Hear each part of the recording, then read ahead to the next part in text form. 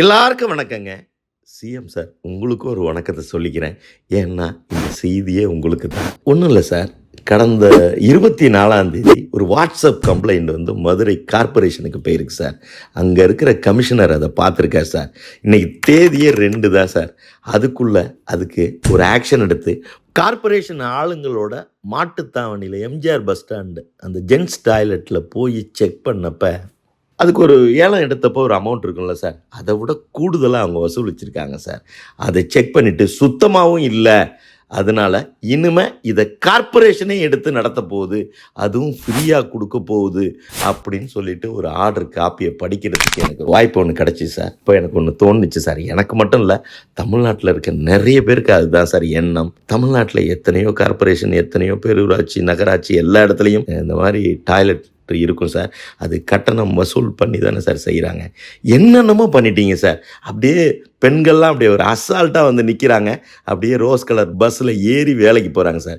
Conductor டிக்கெட்டும் கொடுப்பாரு, ஆனால் பணம் வாங்க மாட்டார். இந்த மாதிரி எத்தனையோ சாதனை செஞ்ச உங்களுக்கு இது ஒரு மேட்ரே கிடையாது சார்.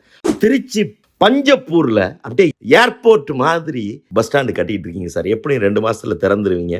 அங்கே கூட நம்ம பணம் வாங்கணும்னு அவசியம் இல்லை சார்.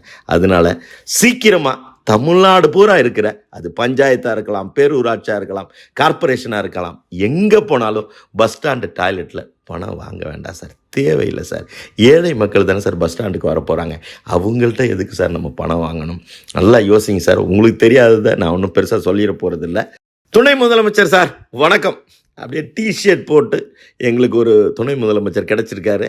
அப்படியே சிரிச்சுக்கிட்டே இருக்கீங்க, அப்படி தொப்பகப்போ இல்லாமல் அப்படி ஜிம்முன்னு இருக்கீங்க சார். உங்கள்கிட்டையும் ஒரு செய்தி சொல்லணும் போல் இருக்குது. இந்த செய்தியை நான் பேசுகிறத பற்றி நண்பர்கள்ட்ட டிஸ்கஸ் பண்ணப்போ, இல்லைப்பா ஃப்ரீயாக போயிடுச்சுன்னா சுத்தமாக இருக்காதே, அதுக்கு தான் யோசனையாக இருக்குது அப்படின்னு சொல்லி ஒரு பேச்சு வந்துச்சு.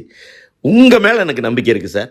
தனி மனுஷனாலேயே செய்ய முடியிறப்ப ஏன் சார் அரசாங்கத்தால் செய்ய முடியாது? ரொம்ப ரொம்ப நம்பிக்கை இருக்குது சார் உங்கள் மேலே. நிச்சயமாக 2 பேரும் செய்வீங்க சார். உங்களால் முடியும் சார். நன்றி சார், நன்றிங்க.